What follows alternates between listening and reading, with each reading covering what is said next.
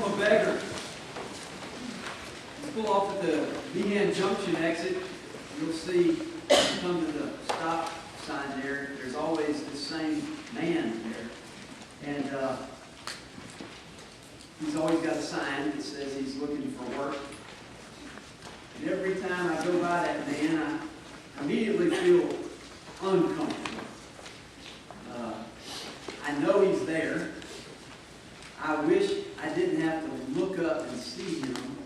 And I have to decide as I'm coming up that ramp if I'm going to look at him or not. He's always very nice. He always looks me in the eye. I don't know why it's so difficult to look the poor and the beggars in the eye. I think they want to make us feel uncomfortable because that's part of the deal. But what's underneath that? What is it about the poor in which we who have so much? Is it because they confront us with what we have? Is that it? Perhaps there are some lessons we can learn from beggars. I did a little research with salesmen, and what you learn from beggars. You know, beggars are the most persistent people, aren't they? You think salesmen are. They are the ultimate salesmen. They're not ashamed to keep coming back. We've got a handful that come to First Christian on a weekly basis, and we've gotten to know them. They know us. But what's really funny is if you're a new pastor in a church, you really get lambasted because they know you don't know them and you don't know their story, so they really start coming in early and quickly and often. And then as you get to know them, you have to decide if you're going to help them. Weekly, monthly, yearly, however you do that. It's your money, it's your stewardship. We're stewards of your money. How do we effectively minister to the poor? We, in this wonderful church that we have, are planted here downtown. We're right next to the hospital, so we get a lot of people who come immediately out of the hospital and go to Don Waldron's pharmacy, and then they come here, and we work with Don's pharmacy together on meeting the needs of people who are hungry, people who don't have a lot of money. So we are firmly planted right here for a reason. And with that mission context comes the opportunity, I would say, to learn from beggars. And in our gospel lesson, I want to give you a number of those lessons that I think we learned from a man named Bartimaeus. If you'll open up your bulletin and follow along with me. I'm sorry the verse numbers are not there, but I'm going to use the verse numbers. I'm just going to go verse by verse. Lesson number 1 is in the opening verse. It's verse 46. Listen to this. As they came to Jericho, he and his disciples and a large crowd were leaving Jericho. Bartimaeus, and then it says, son of who? Timaeus or Timaeus. Okay? Why did Mark put that in there? You know, very rarely do we learn much about who these people are that come to Jesus. Usually there are no names. But not only do we know Bartimaeus' name, but we know who his father is. Isn't that interesting? Have you ever asked the question, why? I'll tell you why.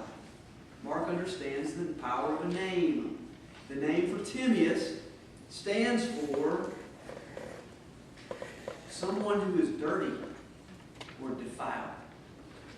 So Bartimaeus was raised by a man who was dirty or defiled.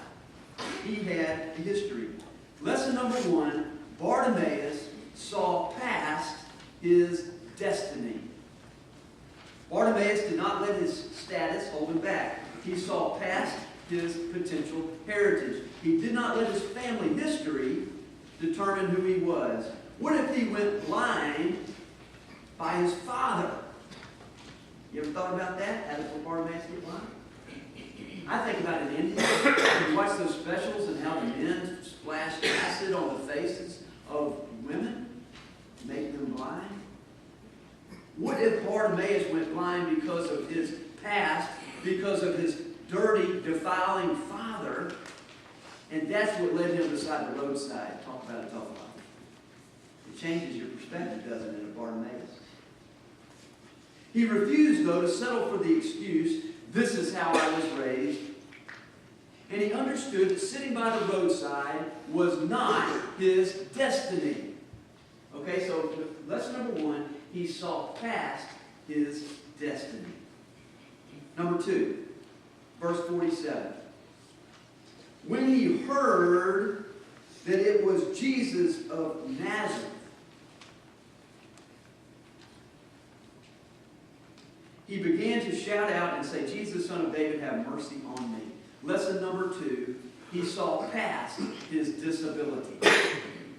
He saw past his disability. It's interesting that he could not see, but what he could do was hear. And he heard that it was Jesus of Nazareth who was coming by him. When we go through life, we usually consider our abilities, right? We think and we do a review of who we are, what are our strengths, and what are our abilities. But what usually happens is we discover and recognize our inabilities.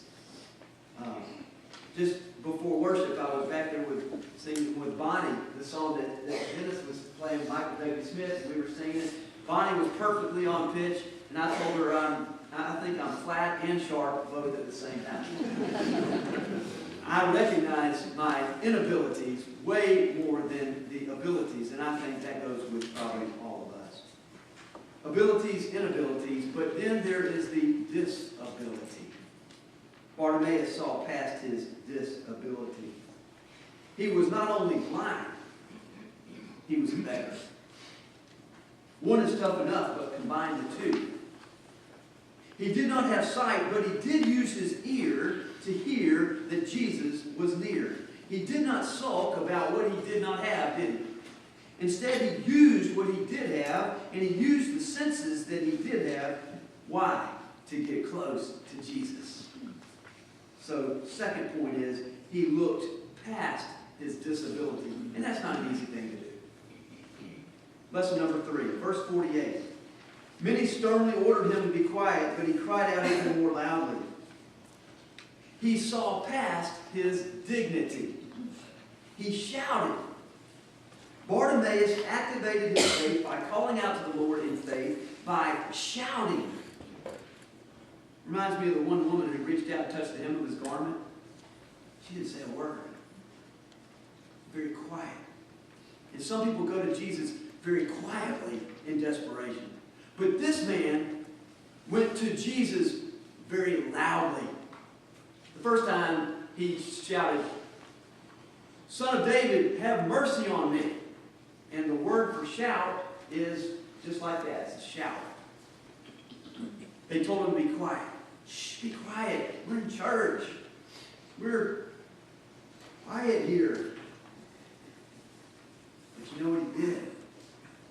He was willing to give up and look past his own dignity. And he shouted again. But this time the verb is a different verb. It's a verb for shriek. He was willing to give up his dignity because he knew that this was his last second, that God was walking by, and he had missed God before, but he wasn't going to miss God again, and nothing was going to stop him. And he was just in desperation, willing to scream again, "Lord, have mercy on me." If you ever gone through a tough time in your life, if you ever gone through a divorce, you understand rage. It's a scream, it's a shriek, it's a yell, it's a inward, soulful verbiage and vocabulary that maybe doesn't make sense to the outward world, but to you, it is all you've got. And it's in that desperate cry for help that you offer as a prayer to God. Have you ever had that kind of prayer? He was willing to look past his dignity. And that's very important. This man was down and he was resigned and he was depressed and he could have been quiet. But Bart shouted. He was willing to give up his dignity to discover the divine. His shouting invokes, I think, courage. Courage. It takes guts to shout out an answer in class or to stand up for justice. God uses the shouts to tumble the walls of Jericho. Jesus shouted from the cross. When was the last time you shouted for freedom or hope or a second chance? We can learn a lot about this beggar named Bartimaeus. Lesson number 4, verse 49. Jesus stood still and said, "Call him here." And they called the blind man, saying to him, "Take heart, get up, he is calling you." Now, surely you've had the whisper in your life that if you want to come to God, you've got this thought in your head that says, does God really care? There are trillions of people. Does God really know me? I mean, really? Does God care about my little prayer life in the midst of everybody else's prayer life? I mean, surely Bartimaeus on the roadside of life who missed everything surely had to not only look past his destiny, look past his disability, look past his dignity, but he had to also, this is important, look past his doubt. We don't know how old Bartimaeus was. We don't know how long he had been blinded. But surely he had his doubts that anybody cared, much less God. But he saw past his own doubt. Surely he at one point thought maybe God was mad at him, and that was why he was still blinded. He had read about that in the Hebrew Scriptures of all the plagues in Egypt, and maybe he thought, well, maybe God's just condemning me with this plague of blindness. Surely he doubted if God truly cared. But he shouted again through his doubt when others told him to be quiet. And you know what? Doubts are loud. But his voice would be louder than the doubt. He kept his faith and he said, "Son of David, have mercy on me." Which was his reply back to the doubt. I wonder what he was really praying for. His initial request was for mercy to get close to God. Lesson number 5. This is good verbiage. So throwing off his cloak, he sprang up and came to Jesus. Then Jesus said to him, "What do you want me to do for you?" The blind man said to him, "My teacher, let me see again." Jesus said to him, "Go, your faith has made you well." Jesus saw the one on the roadside in his disability, in his disguise of the cloak. Now, I preached about this recently, or last year, about the cloak, and we talked about what is closest to you, and he took that and he threw off that which was holding him, and he threw it down so that he could come to Jesus. But today I want you to think about that cloak again. Why do blind people and beggars use a cloak? Maybe it's not to keep warm. Maybe it's not to put out before them to collect the money. Maybe that cloak was his disguise. And this blind man had to look beyond his disguise and his disability and his dignity and his destiny, because he was able to kind of cover up who he was in his blindness. You see, I think that's a good example, especially in Halloween. Maybe it was his mask that he was covering up. I think about Snow White. Remember Snow White, the witch? She came to the door, remember? She was dressed, and she took that cloak, right? And she covered up who she really was. She tried to disguise herself. And that's what cloaks do, and that's what we all have. We can learn from beggars because they have great shame. And the tendency is that they carry that cloak. It's a symbolic cloak. And we have the potential for them to take off that cloak and to come to Christ. What is your cloak? What is it that we hide? Is it Maybelline? Is it muscles? Is it knowledge? What is it that covers us up because of shame? We can learn from this beggar because he took off his cloak. This is interesting. He took off his cloak before getting to Jesus. Okay? What I would have done is I would have carried my cloak with me, and I would have gone to Jesus. Okay? I would have gone to Jesus like this. Jesus, it's me. It's me. Got a lot of shame. Jesus, have mercy on me. That's not what he did he? He didn't bring that cloak with him. He took that which was covering up his shame and he left it at his feet. And he came to the feet of Jesus Christ. That's a great lesson. What do you do with your shame? What did this blind man, beggar, do with his shame? He left the cloak and he came to Christ. He saw past his disguise and came to the divine. I like that. You like that? That's good. Last lesson. I like the way it ends. Jesus says, go, your faith has made you well. Immediately he regained his sight and followed him on the way. Interesting. His request was to see again. You read that? At one point in his life, he could see, and he could see well. He had vision, he had direction, he had focus. But something happened in his life, and he lost his vision, he lost his direction, he lost his sight, and he lost his focus. And so he said, Lord, let me see again. And in the end, it says he regained his sight and followed Jesus along the way.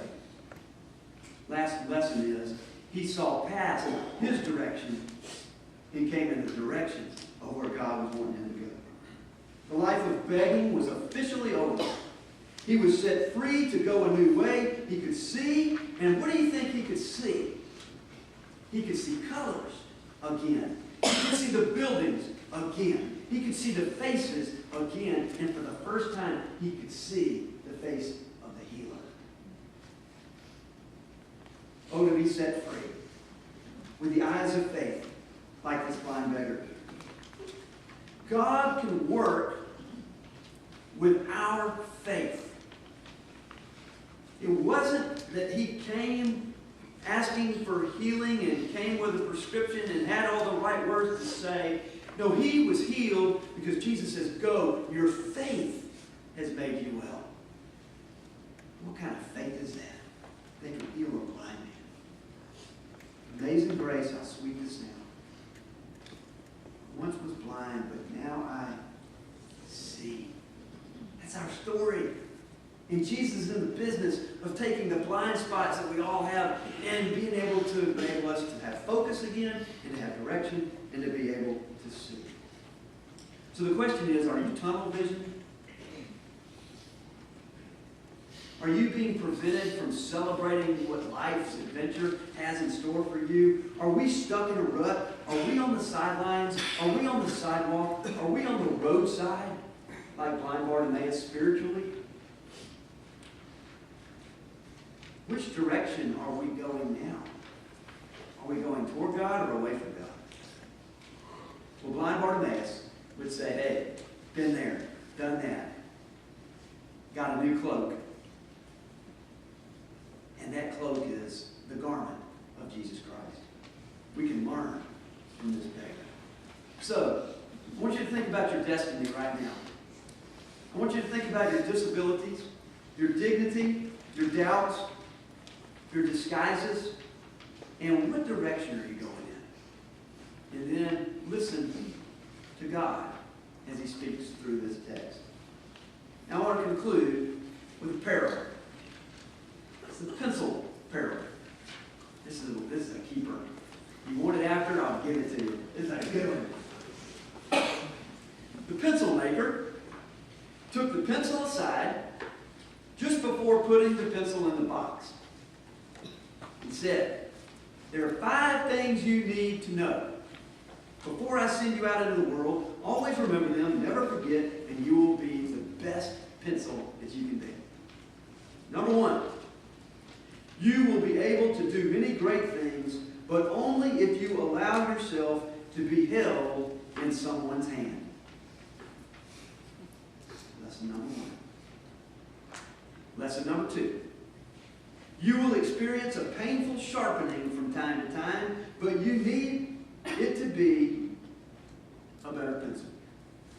You need that sharpening in your life in order to be a better pencil. Number 3. You will be able to correct mistakes that you have made. Number 4. The most important part of you will always be what's inside. And lastly, on every surface you are used on, you must leave your mark. No matter what the surface, no matter what the condition, continue to write. Such are the lessons that we can learn from the blind beggar. And such are the lessons that we can learn from the pencil maker. We need life lessons, don't we? We're all in this journey, this adventure of life. And it is wonderful when we're given texts that can speak to us and minister to us so that we can be even better than we are right now. Let us pray. Heavenly Father, we thank you for the lessons from the beggars at the ramps off of exits. We're thankful, oh God, for those who knock on our doors and remind us of how blessed and comfortable we are. We don't like the uncomfort, oh God, and yet we learn from them. Oh Lord, if the shoes were on the other feet, I wonder how nice we would be when we would be told no and rejected. Oh Lord, for the beggars that are here that are deeply begging right now, maybe not for possessions or money, but for attention, affection, compassion, and forgiveness. Oh Lord, we're all beggars. We come before you like blind Bartimaeus. Thank you for the lessons here. Thank you that you see beyond our present status, and you see our potential. And you look for the ones on the roadside, and you stop where you are. You call us to yourself, and you invite us into a relationship with you. In Jesus' holy name, we pray.